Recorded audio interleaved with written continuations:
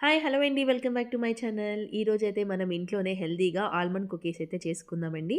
నేను already process start చేశాక గుర్తొచ్చింది. అరే! వీడియో తీస్తే బావుంటది కదా అని. ఏం పర్వాలేదు. ఇప్పుడు కరెక్ట్ మెజర్‌మెంట్స్ తోటి నేను మీకు చూపిస్తాను.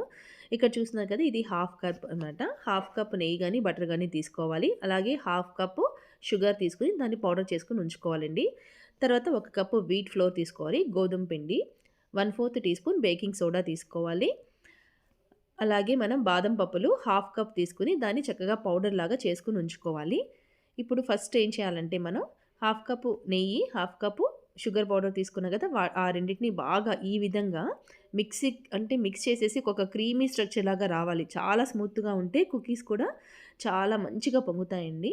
అలాగే ఇక్కడ గోధుమ పిండిని కొంచెం బేకింగ్ సోడా వేసి జల్లించుకొని పక్కన పెట్టుకోవాలి.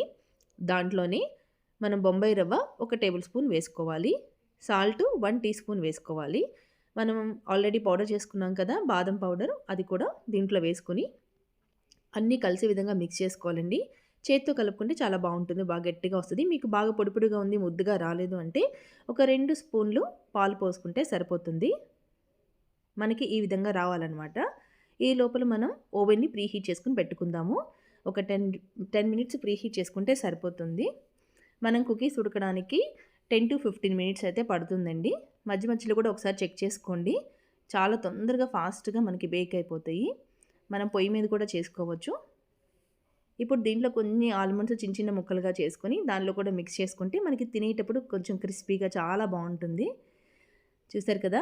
మనకి కుకీస్ రెడీ అయిపోయినాయి. చాలా ఈజీ అండి. మనం రాగి పిండితో చేసుకోవచ్చు. ఇలా బాదంతో చేసుకోవచ్చు. డిఫరెంట్ డిఫరెంట్ వెరైటీస్ అయితే ఇంట్లో చక్కగా ట్రై చేయొచ్చు.